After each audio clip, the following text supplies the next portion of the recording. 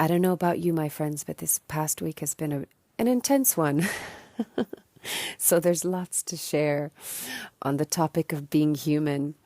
And actually today what I wanna look at is I was reading a post. It was very interesting. It was written by a man and it had a very masculine approach, which isn't, not all men have to have a masculine approach, but it was talking about the anti-you. So it's not the essence of who you are or your higher self, but the you that can be self-sabotaging or can be depressed or defeatist or can criticize. And the wording was just very interesting to me because my perspective is there's nothing to get rid of. And they were using these kind of like how to compete against this part of yourself or with this part of yourself to kind of win over it. And to, fight your vulnerabilities. And from my perspective, it's very, very different language than what I use because the perspective that I have is there are no parts to get rid of. There are no parts, in my view, that even need competing against. This is just all parts of us that some are coming from very scared, wounded, and therefore limited. It's not the true self. It's a limited part of ourself, but it's an aspect of ourself no less. And so it has to be included. It has to be loved.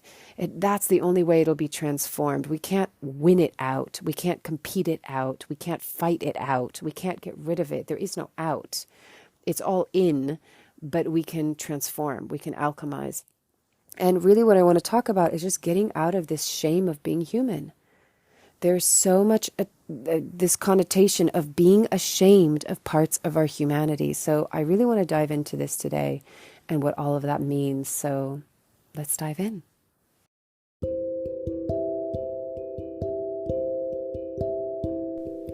This is Corinne Bloom, and you're listening to Raw Conversations.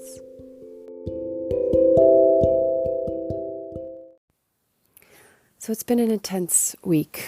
And, as I shared last week, coming back to where I am has been very confronting.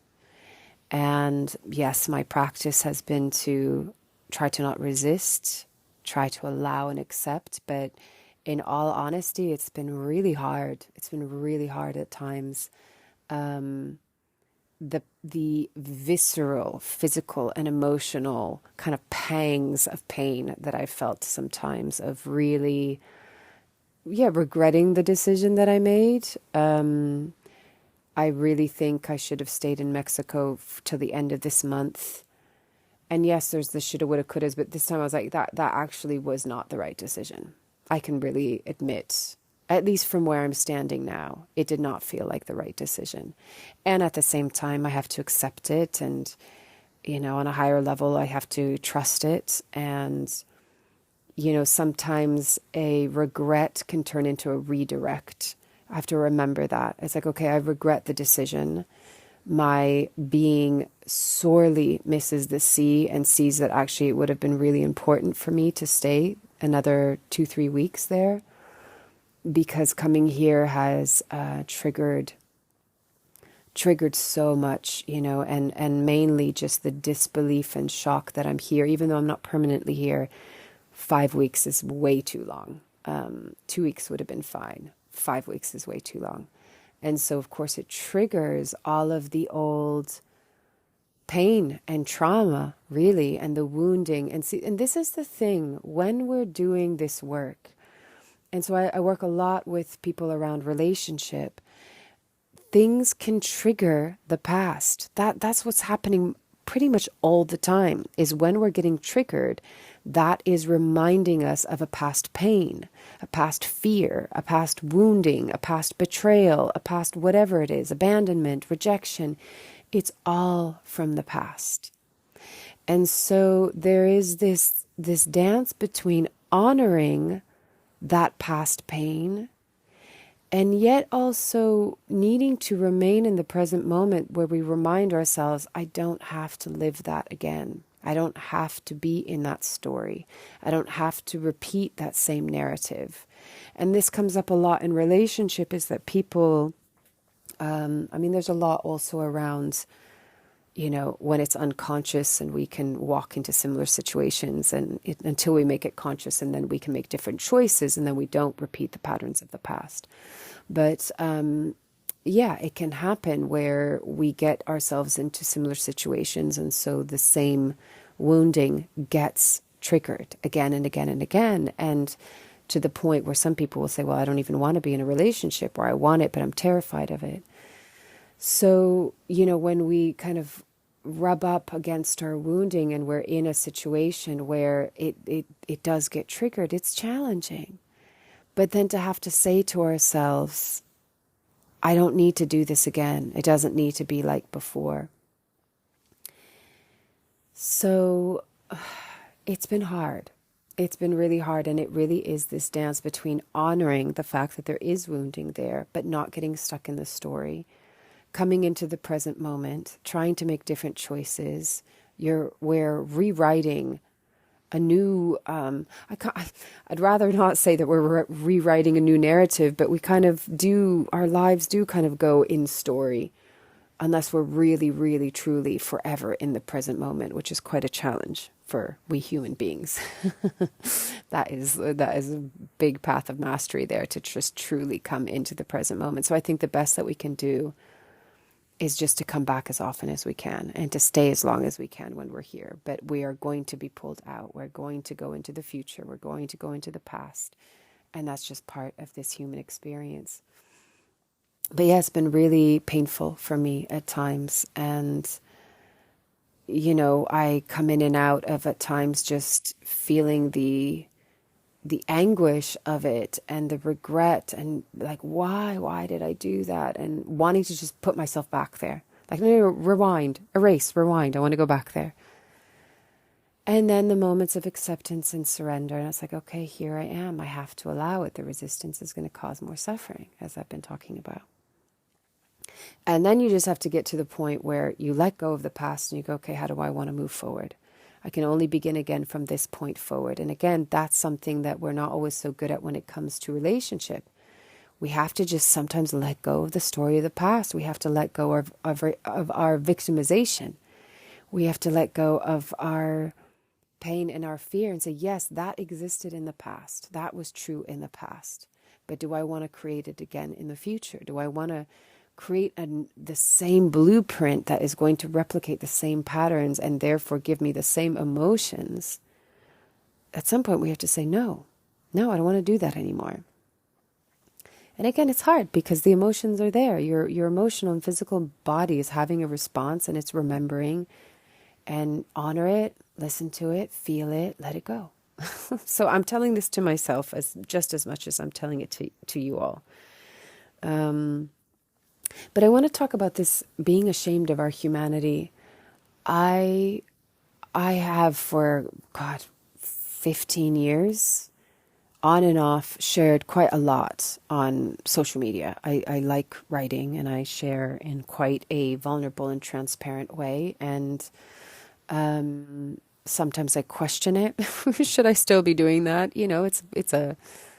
The cyber world is a weird world and sometimes harsh. And also there's a lot of projection. So I want to talk about projection in just a moment.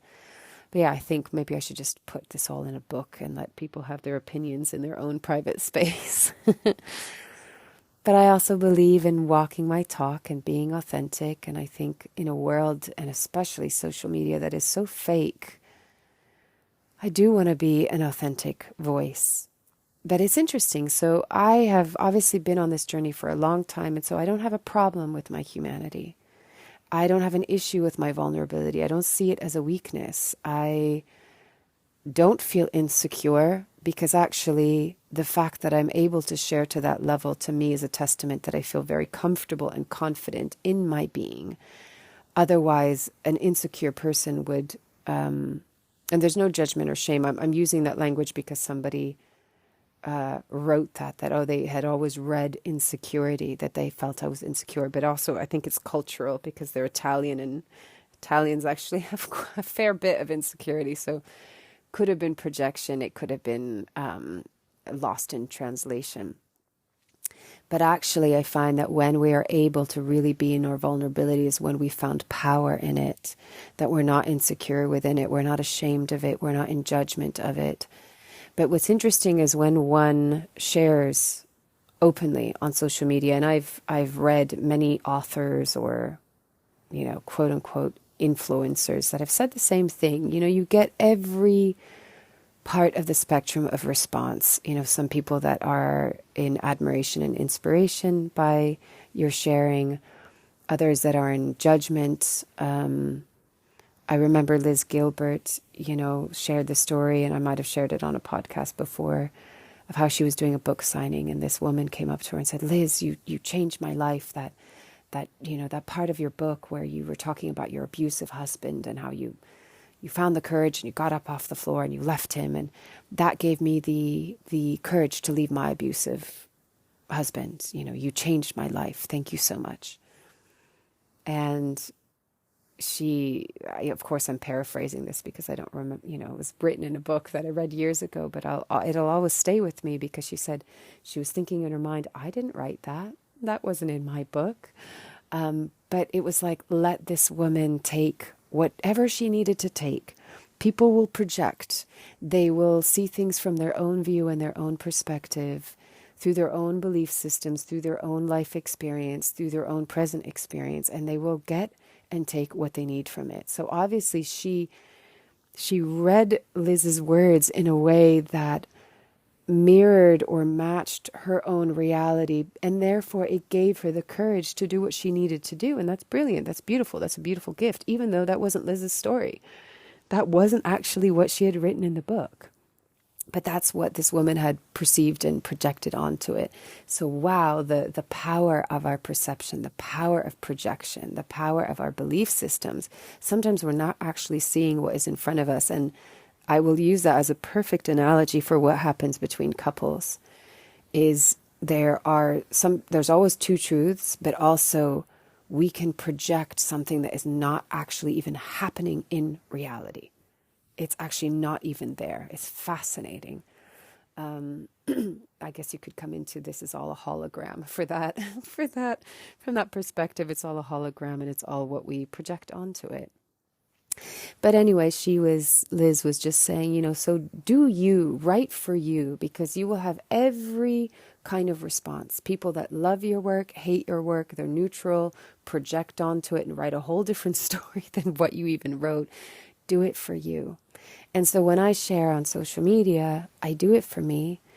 And I also do it to walk my talk and be hopefully the embodiment of an authentic voice.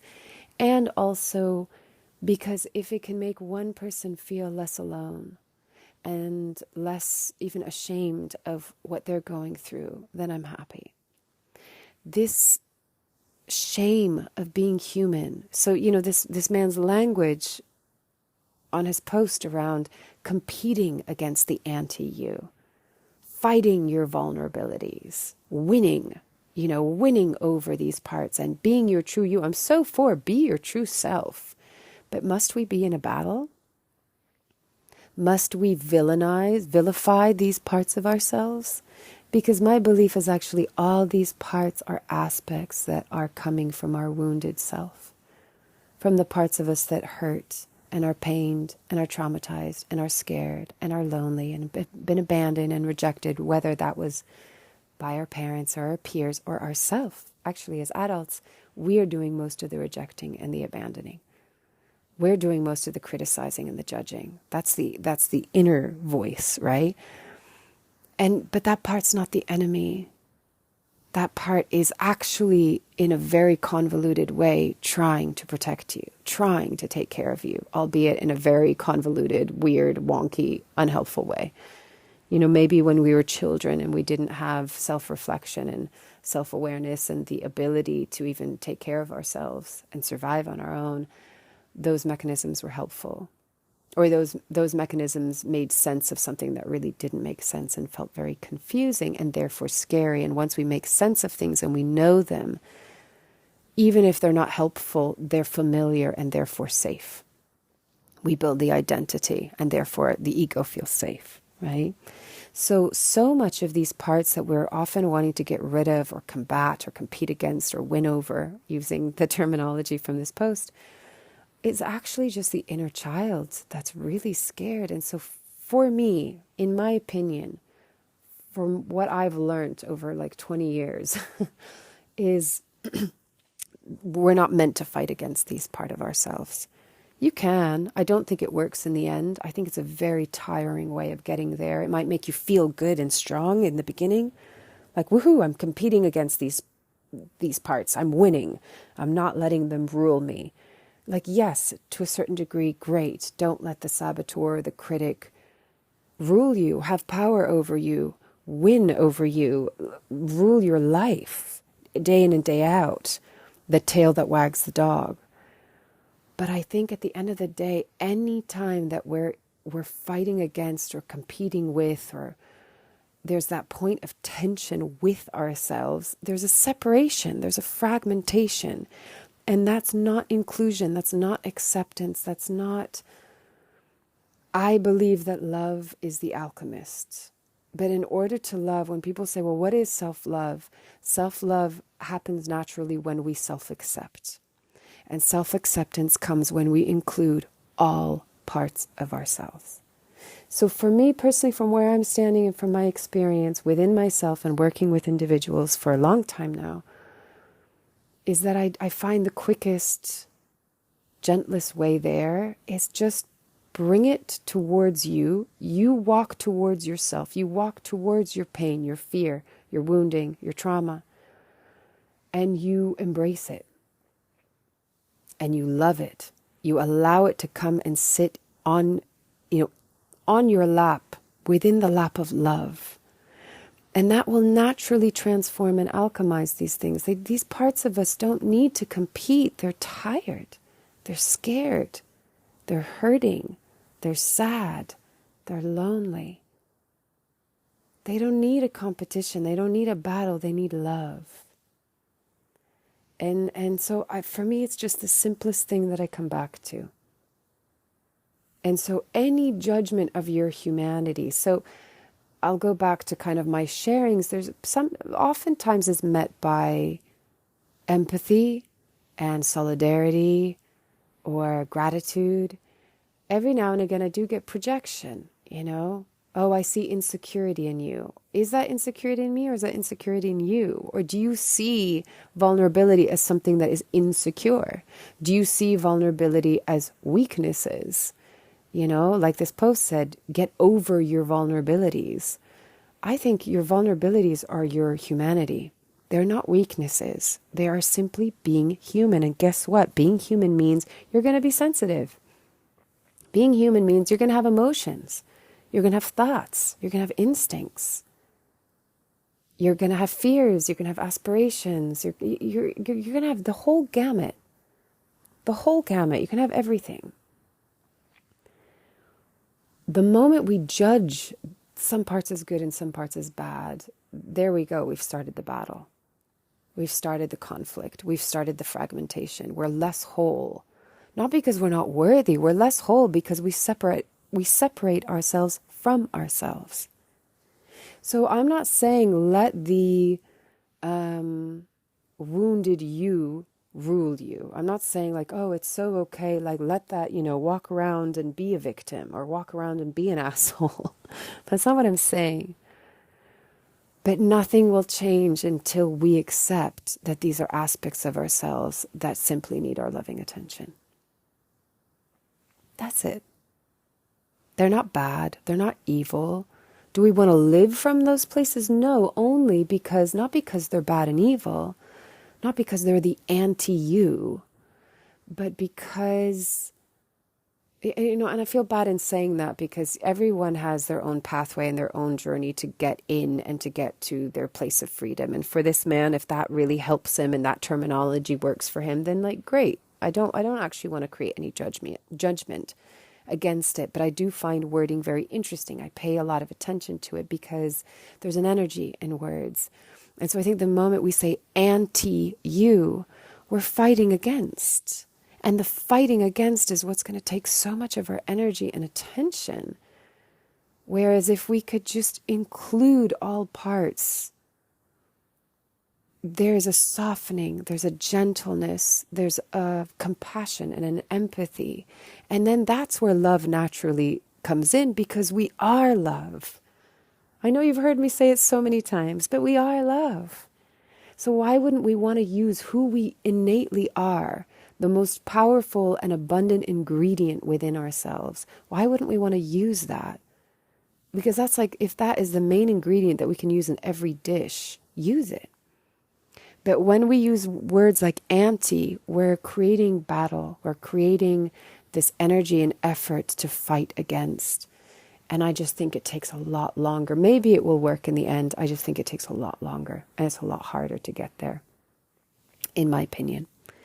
So, yeah, I think coming to this point of, I think the reason why I can share openly on social media, I have my boundaries, but I can share openly because I don't have the judgment. And so I can very clearly see when something is a projection, when it is a judgment. And some people, bless them, they want to help, they want to diagnose, they want to make sense of it. And I think it's because they want to make sense of you because they can't quite make sense of themselves. So, putting yourself out there, there's a risk. People will think they know you when they don't. I really strongly believe that we can only know someone so much until we actually meet them in person and we're in their energetic field and you feel the resonance between you two and you smile at each other and maybe you cry with each other and maybe you laugh and everything. You need to be your human selves together to really know someone. You can really you only know me as to what I'm sharing, but you don't truly know me because there's a lot more. We're much deeper and more complex, and I can share as openly as I possibly can and be as honest and truthful and authentic with you as I possibly can. But you still can't truly know me, right? So yeah, there's a lot to it's a skill to take in someone's words, whether you're listening or you're reading or you're watching them on a video, and just be with that as objectively as possible, as neutrally as possible, which is hard because we will always see things through our own lens. And that's why I speak to when we're working through belief systems, excuse me, we want to get to the point where we can see through a clear lens and not a tinted lens. And I think the same is true just for everything in life. If we can see things clearly through a clear lens without projection or, of course, there's going to be a certain level of subjectivity versus objectivity, but as neutral as possible or as clear as possible to see things as they are for what it is. Again, knowing where our own angle of consciousness. So of course it's not going to be 100% objective. But as much as we can just see it without lathering anything on it, then we can really take that person or that experience or that wisdom for what it is. And of course we'll take it in the way that we need it in that moment. We can perceive things, the same thing, very differently 5 years later because we've changed, right? But I think it's a skill and an art to just take it in and not throw the projections onto it, not throw our opinions onto it, not go into judgments, not go into assumption. That is a big thing. Don't ever assume. And that is a big one in relationship. Don't ever assume what the other person is thinking, feeling, experiencing, or who they are even. Just don't ever assume. Ask. Be curious. Allow them to give you the answer or to start the conversation so that a conversation to discover and explore more can be had, but don't ever assume.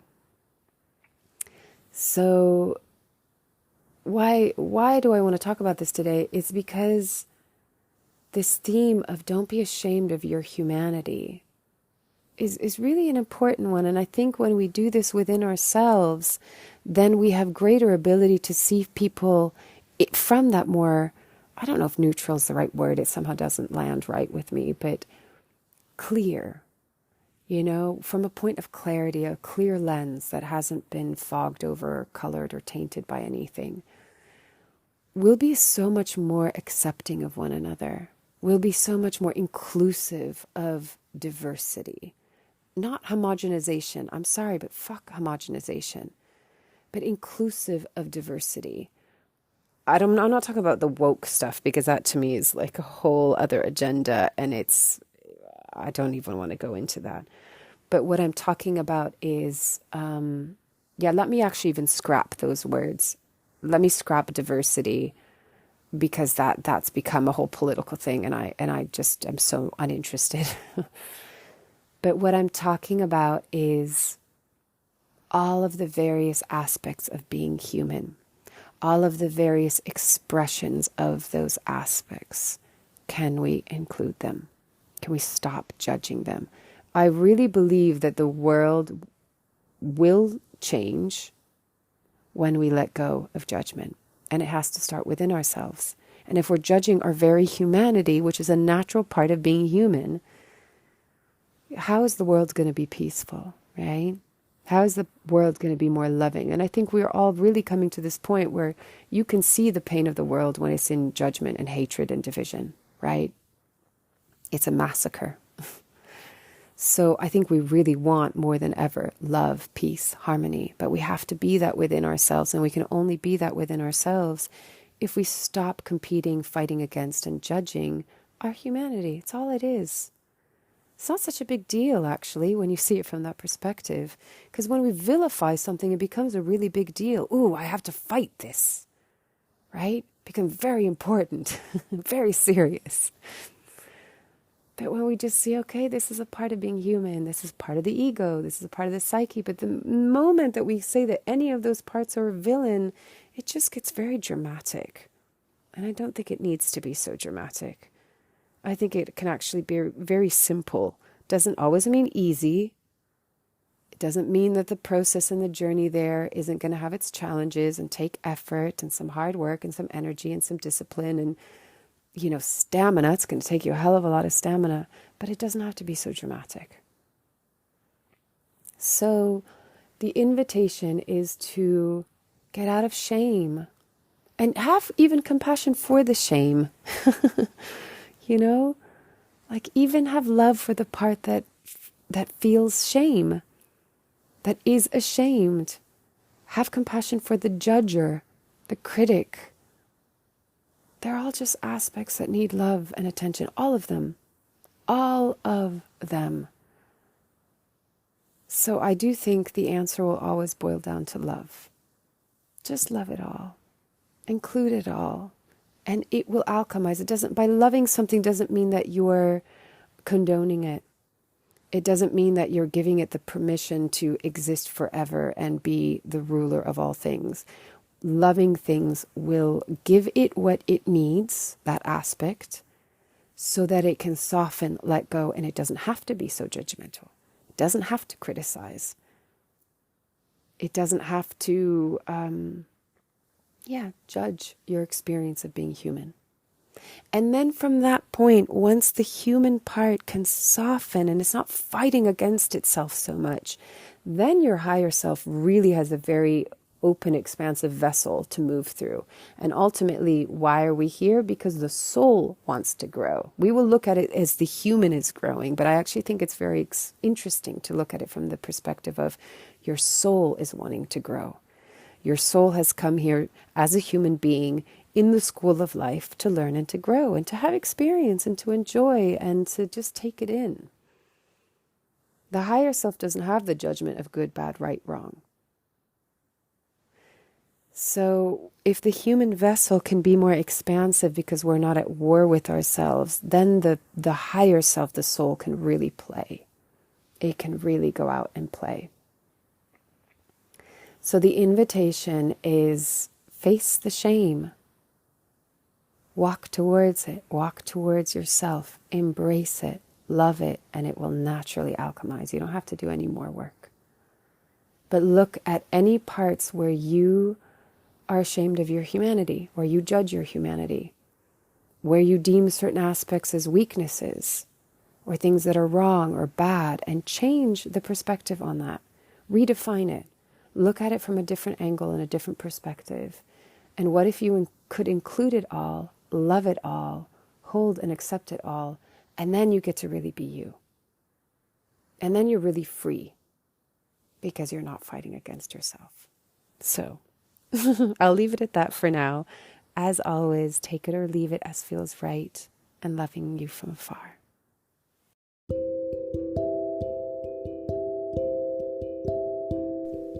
You've been listening to Raw Conversations with Corinne Bloom.